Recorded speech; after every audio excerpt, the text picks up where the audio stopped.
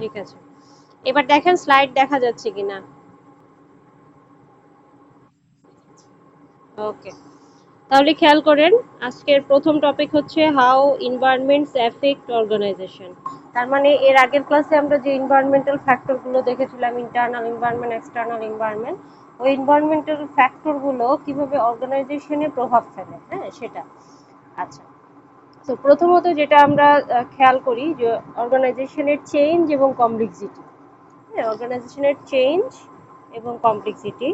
তো অর্গানাইজেশনের যে চেঞ্জটা সেটা আসলে এনভায়রনমেন্টাল চেঞ্জ দেখা যায়। হ্যাঁ, এনভায়রনমেন্টাল ভিতরগত পরিবর্তন এবং বাহিরগত পরিবর্তন। তো সেই চেঞ্জটা হতে পারে দুই ভাবে, ইন টু ওয়েস। আচ্ছা, সেই চেঞ্জটা দুইভাবে হতে পারে। সে দুইটা ওয়ে কি কি? Degree to which change in environment is occurring, আর হচ্ছে degree of homogeneity or complexity of the environment. তাহলে প্রথম ওয়েটা হচ্ছে যে আমার এনভায়রনমেন্ট কতটুকু চেঞ্জ হলো, ডিগ্রি টু উইচ, হ্যাঁ কতটুকু চেঞ্জ হলো, এটা চেঞ্জটা কি এক্সট্রিম পর্যায়ে নাকি অল্প। আর আরেকটা হচ্ছে change of homogeneity or complexity. Complexity মানে আমরা জানি জটিলতা। এনভায়রনমেন্টের যে চেঞ্জটা হচ্ছে সেটা জটিল অবস্থায় চেঞ্জ হয়েছে নাকি সিম্পলি কিছু গঠনগত পরিবর্তন হয়েছে। তো এই দুইভাবে environmental change can be incurred. আচ্ছা, তো এইভাবে আমরা চেঞ্জ এবং কমপ্লেক্সিটি মানে এনভায়রনমেন্টটা আমাদের অর্গানাইজেশনে এফেক্ট করে। এনভায়রনমেন্টটা যত চেঞ্জ হবে অর্গানাইজেশনের স্ট্রাকচারাল পরিবর্তন করতে হবে অথবা আপনার কালচারাল পরিবর্তন করতে হবে। সো এনভায়রনমেন্টের উপর বেসিস করে অর্গানাইজেশনের পরিবর্তনটা দেখা যাবে। আচ্ছা, এরপরে হচ্ছে আনসার্টেনিটি, নাম্বার টু, যে how environments effect. Second point, এখানে চেঞ্জের মধ্যে এটা আনসার্টেনিটি, যে a driving force that influences organisational decisions. তার মানে অর্গানাইজেশনাল ডিসিশনের মধ্যে যেই অনিশ্চয়তা, যে অনিশ্চয়তা সেটা কিন্তু ডিপেন্ড করে অর্গানাইজেশনের এনভায়রনমেন্টের চেঞ্জের উপরে। যে আপনার চেঞ্জটা কতটুকু হবে, চেঞ্জটা কিন্তু যে কোনো সময় হতে পারে। এটা ডিপেন্ড করে কম্পিটিটর মার্কেট বেসিসে বা আপনার এক্সিস্টিং যে মার্কেট আছে সেই মার্কেটের কাস্টমারের ডিমান্ড বেসিসে। সো কখন চেঞ্জ হবে, কোন কোন ধারাবাহিকতায় চেঞ্জ হবে সেটা কিন্তু শিওর না। হ্যাঁ, সেটার কোনো সার্টেনিটি নাই। তো এই জন্য বলা হয়েছে তো this is uncertain, uncertainty driving force that influences organisational decision. এবং এই চেঞ্জগুলোর উপর বেসিস করে অর্গানাইজেশনের ডিসিশনগুলো পরিবর্তন হবে, এটাই বলা হয়েছে। আচ্ছা, এরপরে যেই ফ্যাক্টরটা যেটা আমাদের অর্গানাইজেশন এনভায়রনমেন্টে এফেক্ট ফেলে সেটা হচ্ছে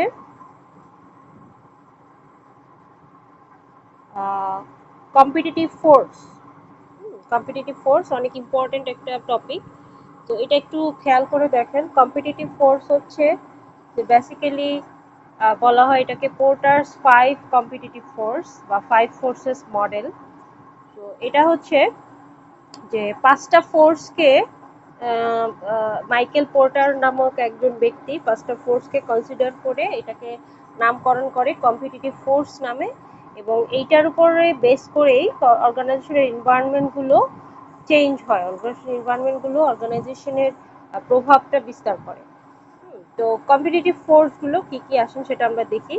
তো বিস্তারিতভাবে যদি দেখা যায়, এটার বিস্তারিতভাবে আমরা পরের স্লাইডে দেখতে পাবো। এই যে পোর্টারস কম্পিটিটিভ ফোর্সেস। হ্যাঁ, তো এখানে পাঁচটা ফোর্স আছে, পাঁচটা ফোর্স আছে। তো পাঁচটা ফোর্সের মধ্যে প্রথমে যেটা new entrants, threat of new entrants number one. তো নাম্বার ওয়ান হচ্ছে থ্রেট অফ নিউ এন্ট্রেন্টস, মানে হচ্ছে যারা অর্গানাইজেশন বা মার্কেট ইন্ডাস্ট্রিতে নতুন প্রবেশ করবে। নিউ এন্ট্রেন্টস মানে নতুন প্রবেশ করবে। ধরেন যদি এটা হয় কার ইন্ডাস্ট্রি, তাহলে কার ইন্ডাস্ট্রির মধ্যে নতুন কোনো গাড়ি কোম্পানি যদি প্রবেশ করে তো সে হবে new entrants. So Porter's five forces মডেলের এটা হচ্ছে প্রথম ফোর্স, যেখানে আপনার দেখা হয় যে কম্পিটিটর, নতুন কম্পিটিটর মার্কেট এন্টার করছে কিনা। তো এটা ইন্ডাস্ট্রি টু ইন্ডাস্ট্রি ভ্যারি করে, যে কিছু কম্পিটিটর আছে খুব সহজেই প্রবেশ করতে পারে, কিছু কম্পিটিটর আছে এটা প্রবেশ করার জন্য খুব টাইম কনজিউমিং, কস্টলি হয়। যেমন কম্পিউটার বেসিক বা প্রোগ্রামিং কোনো বিজনেস হলে সেক্ষেত্রে ক্যাপিটালটা অনেক এক্সপেন্সিভ হয়, সেক্ষেত্রে সেটা একটু টাফ হয় to enter into the market. But আমরা যদি সিম্পলি খাবারের বিজনেসের কথা চিন্তা করি, ফর এক্সাম্পল রেস্টুরেন্টের বিজনেস বা হোটেলের বিজনেস, তো সেক্ষেত্রে সেই এন্ট্রিটা আরও লো কস্টে হবে এবং আপনার ডিসিশন তৈরিটা আরও ইজি হবে। তো এটা হচ্ছে আপনার কি বলে থ্রেট অফ নিউ এন্ট্রেন্স। হ্যাঁ, প্রথমেই আপনার দেখতে হবে নিউ এন্ট্রেন্সদের যে প্রবেশ চর্চা, সেটা আপনার থ্রেটটা কতটুকু, হ্যাঁ আপনার ইন্ডাস্ট্রিতে সেই থ্রেটটা কতটুকু। আচ্ছা, এরপরে সেকেন্ড যেটা দেখতে হবে কম্পিটিটিভ রাইভালরি।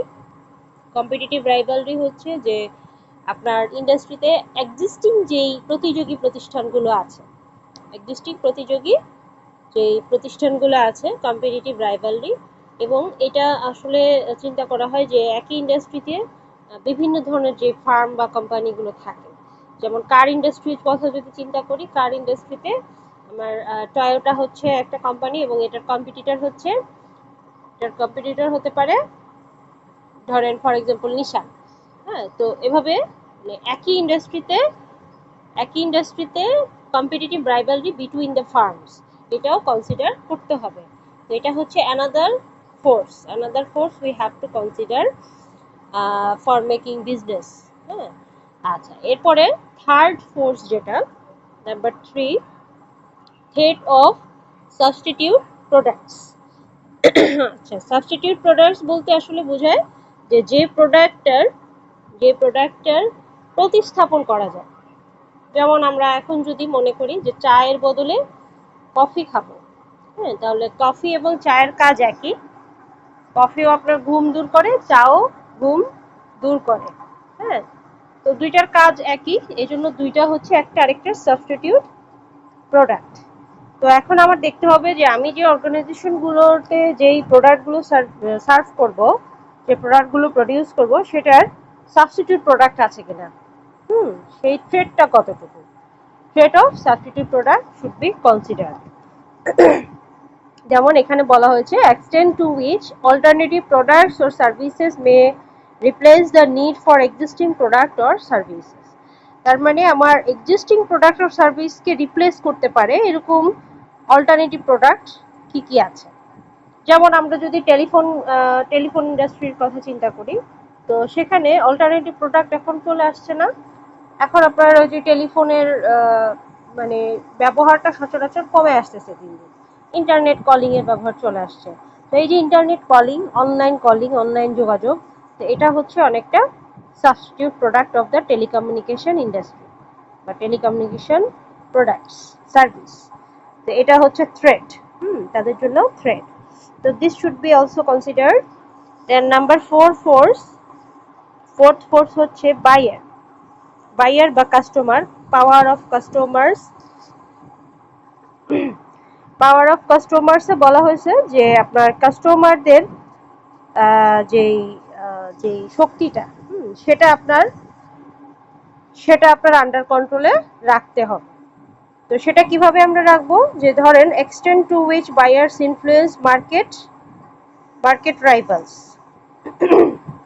তো মার্কেট রাইভাল বা মার্কেটের যে প্রতিযোগিতা আছে, প্রতিযোগীদের বিপক্ষে মানে প্রতিযোগীদের যে ইনফ্লুয়েন্স করে সেই কাস্টমারদেরকে আমার কন্ট্রোলে রাখতে হবে।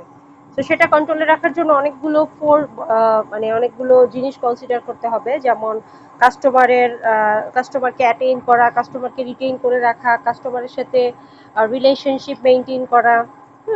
তো এইসব রিলেশনশিপ মেনটেনের মাধ্যমে আমরা কি করব, যে কাস্টমারের যেই সুইচিং পাওয়ারটা, কাস্টমার সহজেই আমার অর্গানাইজেশন থেকে অন্য অর্গানাইজেশনে বা কম্পিটিটরের কাছে সহজেই সুইচ করতে পারবে না। তো তাদের এই পাওয়ারটা শুড বি আন্ডার কন্ট্রোল, এবং এইটাও আমাদের কনসিডার করতে হবে।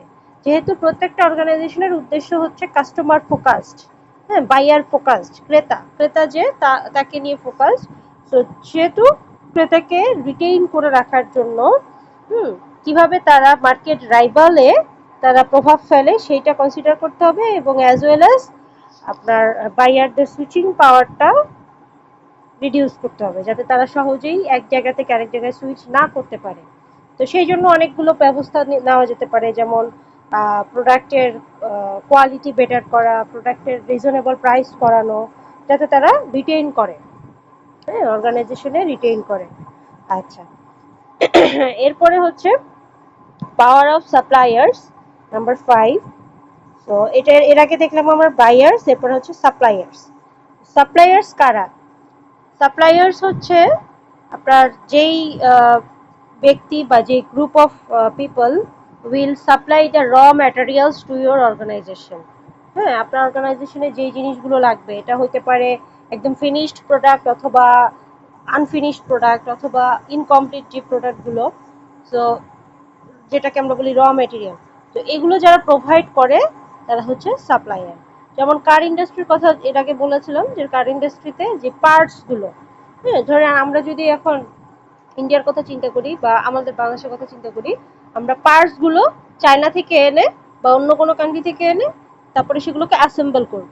তো এই যে পার্টসগুলো যে কান্ট্রি থেকে আনছি তারা হচ্ছে সাপ্লায়ার। তো এভাবে how the supplier influence the market rivals, সাপ্লায়ারের ইনফ্লুয়েন্সটাও আমাদেরকে কনসিডার করতে হবে, কারণ supplier this are the most important parts of our organization. কারণ আমরা যদি বেটার ইনপুট না পাই তাহলে বেটার আউটপুট দিতে পারবো না। সাপ্লায়ার হচ্ছে আমাদের এই বেটার ইনপুটটা দিবে, যেটা দিয়ে কাস্টমারকে সার্ভিস দেব। তো এভাবে সাপ্লায়ারকে কন্ট্রোলে রাখতে হবে, সাপ্লায়ারের পাওয়ারকে কন্ট্রোলে রাখতে হবে। তো সেটা কিভাবে? আমরা একই সাথে চিন্তা করব যে একের অধিক সাপ্লায়ার যাতে আমাদের থাকে। একের অধিক সাপ্লায়ার থাকলে সুবিধাটা কি? সুবিধা হচ্ছে ফর এক্সাম্পল আমরা একটা সাপ্লায়ার থেকে যদি প্রোডাক্টটা আনেবল পাই তাহলে খুব সহজে আরেকটা সাপ্লায়ার কাছে সুইচ করতে পারবো। এটা হচ্ছে 1 নম্বর সুবিধা। এরপরে সেকেন্ড সুবিধা হচ্ছে যে যদি সাপ্লায়ার সাথে আমি মানে ডিফারেন্ট নাম্বার অফ সাপ্লায়ার থাকে আমার, তাহলে তাদের সাথে আমি বার্গেইন করতে পারবো, প্রোডাক্টের প্রাইস নিয়ে বার্গেইন করতে পারবো।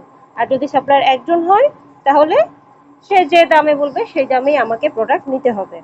তো এভাবে সাপ্লায়ারকে কন্ট্রোল করতে হবে। সাপ্লায়ারের number of supplier should be more, এবং একই সাথে সাপ্লায়ারের জিনিসগুলো যে সাপ্লায়ার আপনার হচ্ছে কি ধরনের প্রোডাক্ট দিবে সেই ধরনের ইনফরমেশনগুলো সাপ্লাইকে দিয়ে রাখতে হবে। তো সেক্ষেত্রে অনেক সফটওয়্যার সিস্টেম আছে সাপ্লায়ার সাথে যোগাযোগ মেনটেন করার জন্য। তো এই হচ্ছে আপনার পোর্টারস 5 ফোর্সেস মডেল, যেখানে আমরা পোর্টার বা মাইকেল পোর্টার প্রণীত 5টা ফোর্স দেখতে পাচ্ছি, এবং এই 5টা ফোর্স খুবই important competitive force. That means এই কম্পিটিটিভ ফোর্স কেন বলা হয়েছে এখানে? কম্পিটিটিভ ফোর্স বলা হয়েছে কারণ ইন্ডাস্ট্রির মধ্যে আপনি একটা কোম্পানি যখন এস্টাবলিশ করতে যান, তো কোম্পানিকে এস্টাবলিশ করার জন্য কম্পিটিটিভ ফোর্সগুলো অবশ্যই ফেস করতে হবে। কম্পিটিটিভ ফোর্স মানে কম্পিটিটর থেকে এগিয়ে থাকার জন্য যে ফোর্সগুলো আপনাকে কনসিডার করতে হবে, কম্পিটিটর থেকে এগিয়ে। কম্পিটিটর মানে হচ্ছে প্রতিযোগী প্রতিষ্ঠান। আচ্ছা, তো এই হচ্ছে 5টা ফোর্স। প্রথমত আমরা দেখব যে আমাদের মার্কেট ইন্ডাস্ট্রিতে নিউ যারা প্রবেশ করবে সেই থ্রেটটা কীরকম। এরপর দেখব এক্সিস্টিং যে কম্পিটিটর যারা আছে তাদের থ্রেটটা কীরকম কম্পিটিটর অ্যানালাইসিসের মাধ্যমে। তারপরে 3 নম্বরে দেখব যে সাবস্টিটিউট প্রোডাক্টস যেগুলো বা অল্টারনেটিভ প্রোডাক্ট বা সার্ভিস যেগুলো আছে সেগুলো আমাদের এক্সিস্টিং প্রোডাক্টগুলোকে কীভাবে রিপ্লেস করে সেটা দেখব, সেটা থ্রেটটা কীরকম। হ্যাঁ, সেই অনুযায়ী আমাদের প্রোডাক্ট এবং সার্ভিসগুলো ডিজাইন করতে হবে। আচ্ছা, এরপরে নাম্বার 4 হচ্ছে যে কাস্টমারের পাওয়ারকে কন্ট্রোলে রাখতে হবে, কাস্টমার যাতে সহজেই সুইচ করতে না পারে সেই জন্য। আর নাম্বার 5 হচ্ছে সাপ্লায়ারের পাওয়ারকে কন্ট্রোলে রাখতে হবে। তো সেটার জন্য আমরা দেখেছি যে সাপ্লায়ারকে বেশি বেশি সাপ্লায়ার আমাদের রাখা উচিত, যাতে আমরা বার্গেইন করতে পারি এবং আনঅ্যাভেলেবল প্রোডাক্টগুলো আরেকটা সাপ্লায়ার থেকে নিতে পারি। হ্যাঁ, এটাই হচ্ছে মূল কথা। তো পোর্টারস 5 ফোর্সেস মডেল, এটাও হচ্ছে আপনার আমরা দেখলাম যে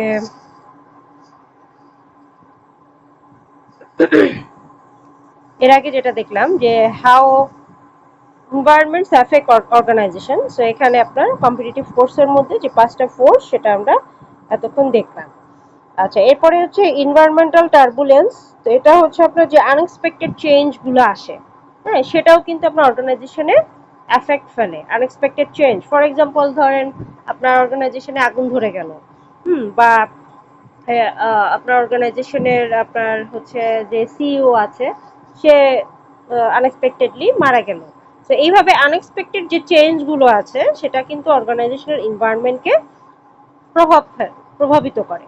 এটাই বলা হয়েছে এনভায়রনমেন্টাল টার্বুলেন্স। এটা ইন্টারনালি টার্বুলেন্ট হতে পারে, এক্সটার্নালি হতে পারে। তো এই হচ্ছে হাউ এনভায়রনমেন্টস অ্যাফেক্ট অর্গানাইজেশন। প্রথমত চেঞ্জ এন্ড কমপ্লেক্সিটি। এনভায়রনমেন্টাল চেঞ্জগুলো দুইভাবে হতে পারে। একটা হচ্ছে যে আপনার চেঞ্জ কতটুকু হলো, আরেকটা হচ্ছে চেঞ্জের কমপ্লেক্সিটি কতটুকু। এরপরে আনসার্টেনিটি, যেটা বলা হয়েছে যে আপনার এনভায়রনমেন্টাল চেঞ্জগুলো কিছু কিছু ক্ষেত্রে আনসার্টেন, বোঝা যায় না যে এটা কখন হবে, কোন সময় হবে। আচ্ছা, এরপরে যেটা দেখলাম কম্পিটিটিভ ফোর্স। এনভায়রনমেন্ট গুলো এই পাঁচটা কম্পিটিটিভ ফোর্স আপনার অর্গানাইজেশনে এফেক্ট করবে। পাঁচটা কম্পিটিটিভ ফোর্সের যে অবস্থাগুলো বিবেচনা করে আপনার অর্গানাইজেশনের স্ট্রাকচারাল চেঞ্জগুলো করতে হবে।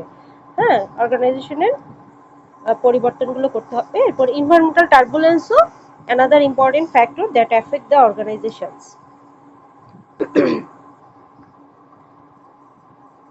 আচ্ছা, তো এরপর যে গ্রাফটা আছে এটা লাগবে না। তো এই হচ্ছে মোটামুটি যে এফেক্টিং অর্গানাইজেশন যে ফ্যাক্টরগুলো। আচ্ছা, তো কয়জন আসছেন? 10 জন আসছেন না?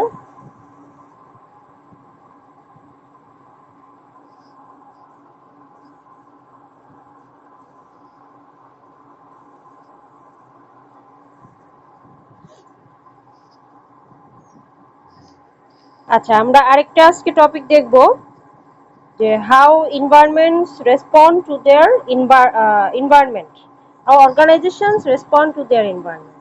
এখন অর্গানাইজেশন এনভায়রনমেন্টকে কিভাবে রেসপন্ড করে, তো সেইটার রেসপন্সের অনেকগুলো স্টেপ আছে এখানে। যে এই যে গ্রাফিক্যাল যে ইলাস্ট্রেশন এখানে আপনারা দেখতে পাচ্ছেন যে অর্গানাইজেশনের রেসপন্সটা তারা কিভাবে করে এনভায়রনমেন্টের প্রতি।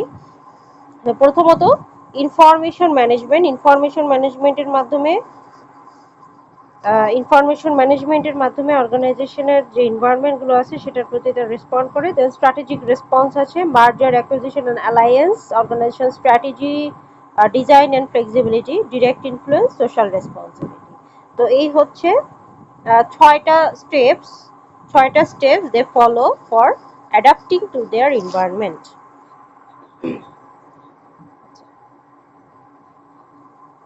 ইনফরমেশন ম্যানেজমেন্ট হচ্ছে যে আপনার অর্গানাইজেশনের ভিতরে এবং বাইরে, ইন্টারনাল এবং এক্সটার্নাল যে এনভায়রনমেন্ট আছে সেই এনভায়রনমেন্টের যত ইনফরমেশনগুলো আছে সেগুলো কালেক্ট করে, স্টোর করে, পর্যাপ্তভাবে মানে সঠিকভাবে সেটা ডিসেমিনেট করা।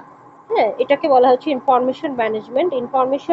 ইনফরমেশনকে ম্যানেজ করা, হ্যাঁ, ইনফরমেশন শেয়ার করা এবং যার সাথে শেয়ার করা উচিত না আনঅথরাইজড অ্যাক্সেস সেখানে ক্রিয়েট করা। তো এভাবে information management, that is the first step of organisation to adapt their environment. তো এখানে অনেকগুলো পয়েন্ট দিয়েছে যে এনভায়রনমেন্ট ম্যানেজমেন্টটা কিভাবে হতে পারে। বাউন্ডারি স্প্যানার্স, তারপরে এনভায়রনমেন্টাল স্ক্যানিং, ইনফরমেশন সিস্টেম। তো ইনফরমেশন ম্যানেজমেন্টের যে বাউন্ডারি স্প্যানার মানে হচ্ছে আপনার বাউন্ডারি মানে হচ্ছে সীমানা, মানে এক্সটার্নাল এবং ইন্টারনাল প্রত্যেকটা বাউন্ডারিতে যেই স্প্যানার আছে, যে পার্টি বা পক্ষ আছে, যেমন ইন্টারনালে আছে এমপ্লয়ি, ওনার, এক্সটার্নালে আছে কাস্টমার, স্টেক হোল্ডার, আরো অনেকে। তো এই স্প্যানারদের কাছ থেকে ইনফরমেশন কালেক্ট করা এবং যথাযথভাবে সেটা স্টোর করে রাখা। হ্যাঁ, এরপরে ইনভায়রনমেন্টাল স্ক্যানিং এ কি বলা হয়েছে যে আপনার এনভায়রনমেন্টাল স্ক্যানিং এ বলা হয়েছে যে আপনার যে এনভায়রনমেন্ট গুলো যেখানে চেঞ্জ হয়েছে সেই জায়গাগুলো স্ক্যান করা, কোন জায়গায় কতটুকু চেঞ্জ হয়েছে, কমপ্লেক্সিটি আছে কিনা, আনসার্টেনিটি আছে কিনা, সেই এনভায়রনমেন্ট গুলো স্ক্যান করা। এবং লাস্টে যে পয়েন্টটা বলা হয়েছে যে ইনফরমেশন সিস্টেমের মাধ্যমে আমরা ইনফরমেশন গুলো খুব এফিশিয়েন্টলি কালেক্ট, স্টোর এবং ম্যানেজ করতে পারি। ইনফরমেশন সিস্টেম হচ্ছে একটা সফটওয়্যার সিস্টেম বা টেকনোলজিক্যাল সিস্টেম যেটার মাধ্যমে ইনফরমেশন গুলো খুব সহজেই আদান প্রদান, কমিউনিকেশন এবং ম্যানেজ করা যায়। ঠিক আছে। আচ্ছা, এরপরে সেকেন্ড যে স্টেপ যেটা organisation take to adapt their environment, এটা হচ্ছে স্ট্র্যাটেজিক রেসপন্স। স্ট্র্যাটেজিক রেসপন্স হচ্ছে যে আপনার যে রেসপন্স গুলো করা হবে সেটার জন্য কি কি স্ট্র্যাটেজি নেওয়া হবে। সেটা সেটার জন্য আপনার নতুন স্ট্র্যাটেজি নিতে হবে নাকি কারেন্ট স্ট্র্যাটেজিটাকে একটু পরিবর্তন করলেই হবে? তো সেটা হচ্ছে স্ট্র্যাটেজিক রেসপন্স, কৌশলগত যেই রেসপন্স। তো এটাকে আপনারা এখানে দেখেন বলা হয়েছে যে maintaining the status co, altering the current strategy or adapting a new strategy. যেটা বললাম যে আপনার চেঞ্জটা বা অর্গানাইজেশনের ইনভায়রনমেন্টের জন্য রেসপন্ড করার জন্য প্রথমেই দেখতে হবে যে আপনার কৌশলগত কি পরিবর্তন লাগবে, প্রথমে না দ্বিতীয়ত। কৌশলগত যে পরিবর্তন সেটাকে বলা হচ্ছে। আচ্ছা, তো গেল দুইটা। এরপরে হচ্ছে third one, mergers, acquisition and alliances.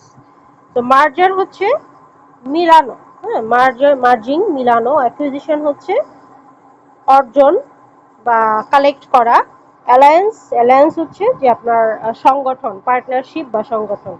তো এই জিনিসগুলো এখানে কি বলা হয়েছে যে firms combine, purchase or form new ventures, partnership or alliances with another firm। তাহলে এনভায়রনমেন্টের সাথে খাপ খাওয়ানোর জন্য তারা কি করে, আরেকজনের সাথে কম্বাইন হয়, আরেকটা ফার্ম বা আরেকটা অর্গানাইজেশনের সাথে অ্যালায়েন্স ক্রিয়েট করে, পার্টনারশিপ ক্রিয়েট করে, যাতে কোনো মানে কি বলে লায়াবিলিটি হলে সেটা যাতে একা বহন করতে না হয়। তো এই জন্য আমরা দেখি অর্গানাইজেশনগুলো বিভিন্ন স্টেক হোল্ডার বিনিয়োগ করে যাতে স্টেক হোল্ডারেরও কিছু লস বহন করতে হয়। তো এটা হচ্ছে আপনার মার্জিং, হ্যাঁ, যে firms combine with another ventures বা অ্যালায়েন্স, ক্রিয়েট অ্যালায়েন্স মানে হচ্ছে বন্ধুত্ব, হ্যাঁ, অ্যালাই মানে মিত্রতা, মিত্র, এবং অ্যালায়েন্স মানে হচ্ছে বন্ধুত্ব। তাহলে অন্য ফার্মের সাথে সম্পর্ক সৃষ্টি করে আপনার প্রোডাক্টের বা অর্গানাইজেশনের স্ট্র্যাটেজি কত যেই স্ট্রংনেসটা বাড়ানো হয় সেটাকে এখানে বলা হয়েছে যে এটাও হচ্ছে another step to adapt two their environment. যেমন আপনারা দেখেন যেমন সনি, হ্যাঁ, তো সনি এমন একটা ব্র্যান্ড যেটা হচ্ছে আপনার আরেকজনের সাথে অ্যালাইড হয়েছে, যেমন র্যাঙ্কস। সনির যত প্রোডাক্ট আছে আপনি র্যাঙ্কসের শোরুমে পাচ্ছেন। তো এটা হচ্ছে তাদের alliance to another firm, another organisation. এর মাধ্যমে কি হচ্ছে, এনভায়রনমেন্টাল যেই ফ্যাক্টরগুলো আছে সেটাকে তো সহজেই অ্যাডাপ্ট করতে পারছে। এটা হচ্ছে মার্জার এবং অ্যালায়েন্স, ঠিক আছে। আচ্ছা, থার্ড ওয়ান গেল। এরপরে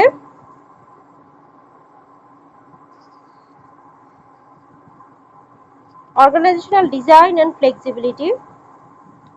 অর্গানাইজেশনাল ডিজাইন অ্যান্ড ফ্লেক্সিবিলিটিতে এখানে বলা হয়েছে যে অর্গানাইজেশনের স্ট্রাকচারাল ডিজাইনটা নমনীয় হতে হবে, ফ্লেক্সিবল করা যাবে, যত ফ্লেক্সিবল করা যাবে এনভায়রনমেন্টের প্রতি ততই এটা রেসপন্ড করা সহজ হবে। যেমন এখানে বলা হয়েছে adapting to environmental conditions by incorporating flexibility in its structural design. তাহলে